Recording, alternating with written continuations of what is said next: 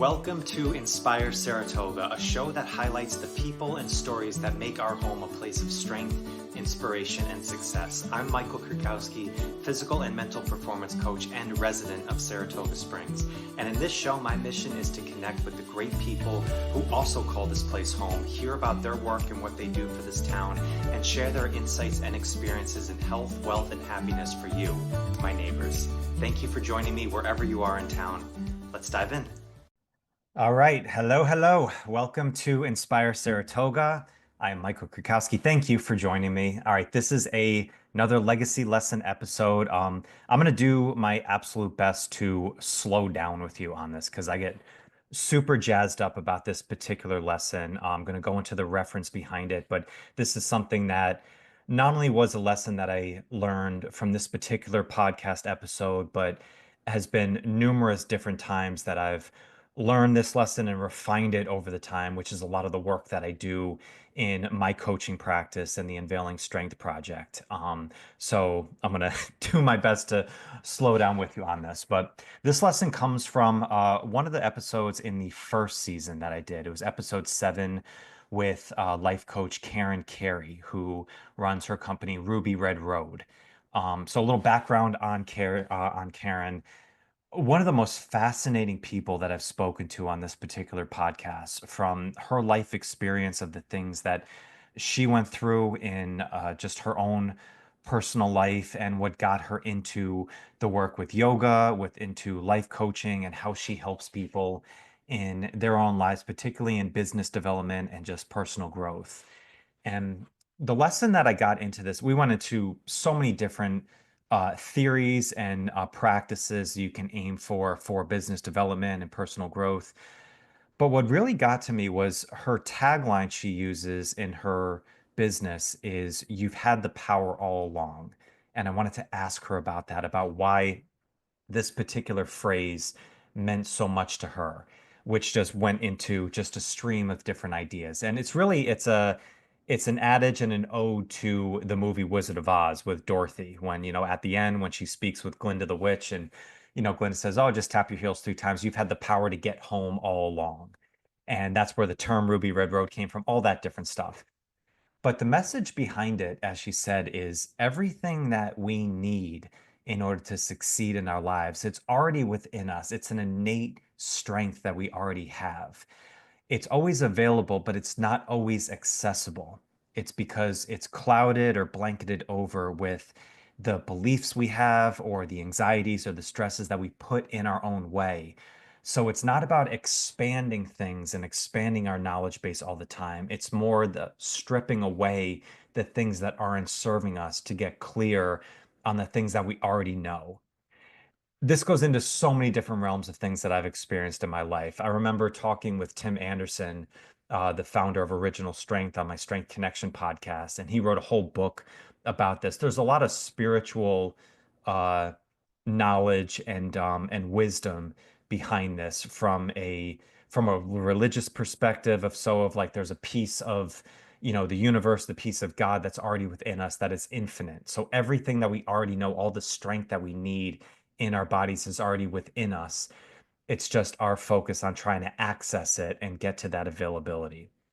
And this is the particular lesson that I had spawned from a experience that I had a couple years ago, when I was in a zone of, kind of a tough time, just dealing with some stresses, trying to, all the desires and the goals that I had, I was in my own head of seeing, am I on the right track? I thought I was supposed to be at a different space at this time. Are these things accelerating in the right way? And normally in times like that, we're always looking for, what is the thing that I'm missing? What is the piece of knowledge, or what is the program, or what is the nugget of wisdom that I don't have in my own head, or my own intelligence, that I need to add into my life? And I remember talking with a friend of mine who's an amazing coach, and we were just diving in, just connecting on, just, we haven't talked in a while. And I was just, telling him about the things that I was struggling with. And this is where, I thought I would be at this time. And this is what I'm thinking about doing. What do you think about this? Like, all the things that we go through of just kind of thinking through these problems. And he paused me And he said, well, have you asked this question to yourself? Maybe it's not, do I need to know more, but maybe, do I need to use what I know better? And I just sat back in my chair and I was like, wow, that's a really interesting question. And I thought this was such an easy thing to fall into the trap of is we're always looking for, how do we expand our knowledge base, or what am I missing? What's that missing program that I need to add into my life? Maybe it's a new guru or new book that I need to follow, or a new podcast to listen to, or a new mindset practice to get myself motivated in order to do things during my life, versus actually look at all the things that you've already achieved and all the strengths that you've already acquired in your life. Maybe you just need to tap into those and use those in a better way. So strip away the things that are bogging you down and just focus on the things that you've already done, you've already possessed, and just do those to a better capacity. And that's what I remember coining the phrase, knowledge is expansion, wisdom is refinement. Let me say that again in more clear term. Knowledge is expansion, wisdom is refinement. And I brought this up and I started toying with this idea. It's because there's always a debate in a million different thought leaders about what's the difference between knowledge and wisdom. You know, Socrates from The Way of the Peaceful Warrior said wisdom is doing, right? Yeah, so wisdom is action, knowledge is not. So when we do things and we actually go into things, when you start to gain wisdom over knowledge is when you start to refine things down. It's not about adding more tools into your tool belt. It's about knowing the tools that you need to use and using those to the best capacity. So the legacy lesson that I got from this is that maybe you're in a time of not knowing what's the next step. And maybe you've seen some success, but now you're trying to get to a next level or trying to figure out the next step of what you need to do to gain the success or the desire that you want to bring into your life. A question that's helped me a lot in that time is going back to the one that my friend brought me is, do you need to know more, or do you need to use what you know better? And I think if you toy with that idea and if you bring that in, then more often than not, you're going to find that, yeah, the things that you've already done and the strengths that you've already acquired are plenty useful in the things that you need to do going forward. You just need to do them better, maybe more consistent, maybe more masterful, maybe more intentional in that. But I remember reading David Goggins' first book, and he has the idea of the cookie jar, which I think is a phenomenal practice to do, where if you take a small piece of paper and you write down all the things that you've already achieved in your life.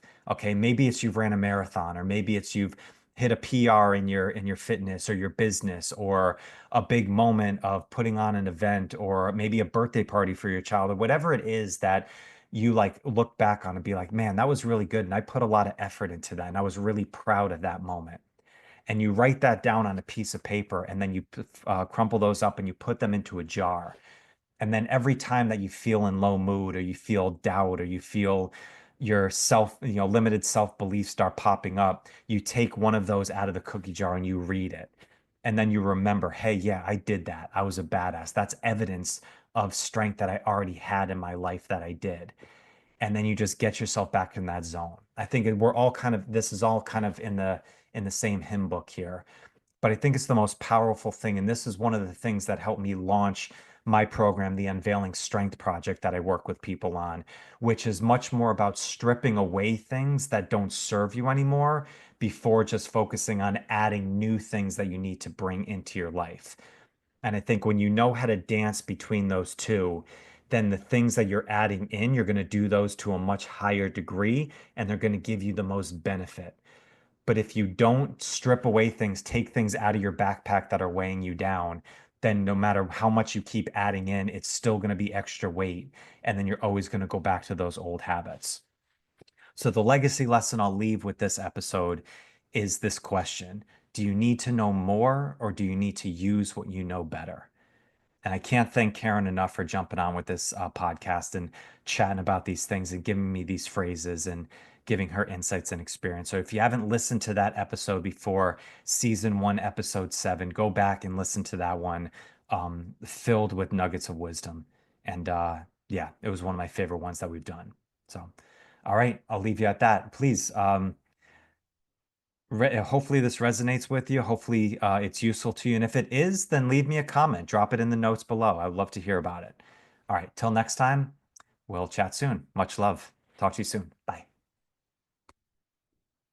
Thank you for joining me today. I hope you got some great value from this episode and a little more insight into some inspiring work happening right in this town.